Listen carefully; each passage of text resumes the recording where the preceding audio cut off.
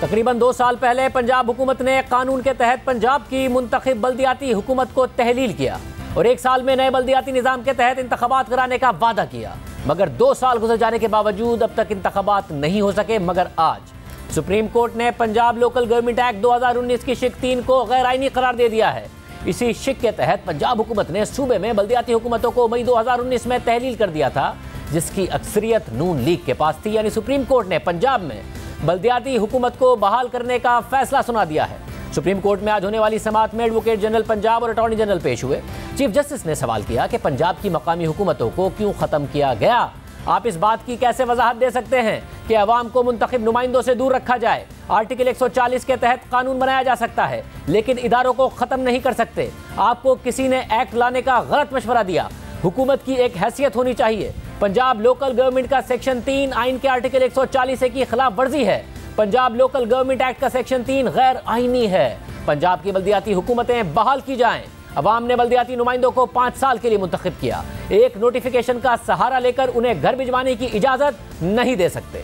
تحریک انصاف کا وعدہ تھا کہ 1 سال میں نئے بلدیاتی انتخابات ہوں گے اور دعویٰ تھا کہ نئے قانون کے تحت اختیارات کی منتقلی نچلی سطح تک ہوگی، مگر نہ وعدہ پورا ہوا اور نہ ہی دعوے کو قانونی سہارا مل سکا۔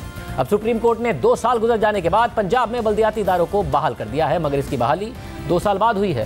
عدالت اس پر مسلسل سوال اٹھاتی رہی، بالخصوص جسٹس قاضی فائز عیسیٰ اور مقبول باقر پر مشتمل 2 رکنی بینچ اس حوالے سے برہمی کا اظہار کرتا رہا ہے۔ فروری 2021 میں جسٹس قاضی فائز عیسیٰ اور جسٹس مقبول باقر نے ملک میں بلدیاتی انتخابات میں تاخیر سے متعلق کیس کی سماعت کی اور پنجاب میں بلدیاتی انتخابات کے حوالے سے اہم ریمارکس دیے۔ جسٹس فائز عیسیٰ نے برہمی کا اظہار کرتے ہوئے کہا تھا کہ پنجاب حکومت نے بلدیاتی ادارے تحلیل کر کے جمہوریت کا قتل کر دیا۔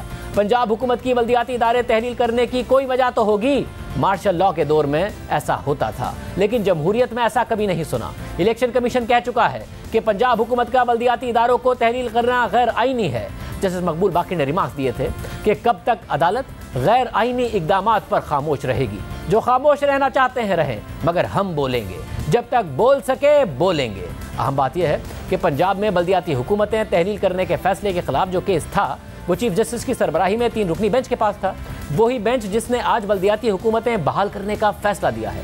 مگر ملک بھر میں بلدیاتی انتخابات کی تاخیر سے متعلق ایک کیس جسٹس قاضی فائز عیسیٰ اور جسٹس مقبول باقر سن رہے تھے، جس کی گزشتہ سماعت ہم نے آپ کے سامنے رکھی، مگر چیف جسٹس کے سامنے جو معاملہ تھا اس میں درخواست گزار دیگر فریقین کے ساتھ نون لیگ بھی تھی۔ 2020 میں یہ کیس فائل ہوا تھا۔ آج اس پر فیصلہ سامنے آیا ہے، ایک ایسے وقت میں جب معطل کیے گئے بلدیاتی نمائندوں کی مدت میں صرف 9 مہینے رہ گئے ہیں۔ مگر سپریم کورٹ کا دوسرا بینچ جس کی سربراہی جسٹس فائز عیسیٰ کے پاس تھی، وہ اس کیس کے التوا پر بھی سوال اٹھاتا رہا ہے۔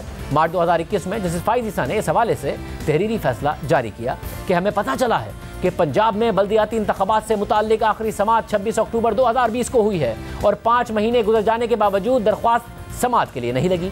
درخواست کو سماعت کے لیے نہ لگانے سے رجسٹرار نے لوگوں کے ذہن میں عدالت کی آزادی کے گمان کو مجروح کیا ہے۔ رجسٹرار کو اس بات کی یقین دہانی کرانی چاہیے تھی کہ یہ درخواست جلد از جلد سماعت کے لیے منظور ہو۔ اس 2 رکنی بینچ نے رجسٹرار کو ہدایت کی کہ فوری طور پر اس کیس کو سماعت کے لیے لگایا جائے، جبکہ آج چیف جسٹس کی سربراہی میں 3 رکنی بینچ نے فیصلہ دیا کہ پنجاب میں بلدیاتی حکومت کو تحلیل کرنا غیر آئینی تھا۔ اس سے پہلے الیکشن کمیشن کہہ چکا ہے کہ پنجاب میں بلدیاتی حکومتوں کو تحلیل کرنا غیر آئینی اقدام تھا۔